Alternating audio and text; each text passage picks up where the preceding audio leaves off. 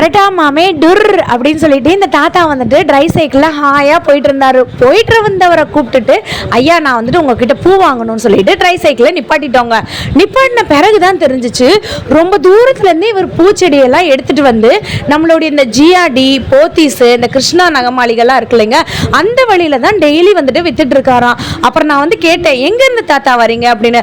தபால் தந்தி நகர்லேருந்து வரேன்ப்பா, அங்கேருந்து இந்த சைடு வருவேன், இங்கேருந்து நிறைய பேர் வாங்குவாங்க, அப்படியே வித்துட்டே வந்துட்டு போயிடுவேன் அப்படின்னு சொல்லி சொன்னாங்க.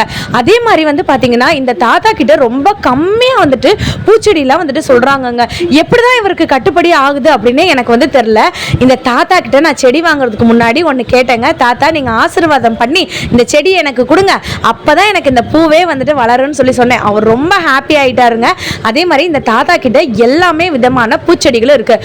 ரோஸு, கனகாம்பரம், மல்லிப்பூ, முல்லைப்பூ அப்படின்னு சொல்லிட்டு நிறைய விதமான ஐட்டங்கள் இருக்குது. இந்த வீடியோ உங்களுக்கு ரொம்ப பிடிச்சிருக்கும்னு நினைக்கிறேன். மறந்துடாமல் இந்த தாத்தாவை எங்கேயாச்சும் பார்த்தீங்கன்னா இவர்கிட்ட நீங்கள் ரோசா பூ வாங்குங்க.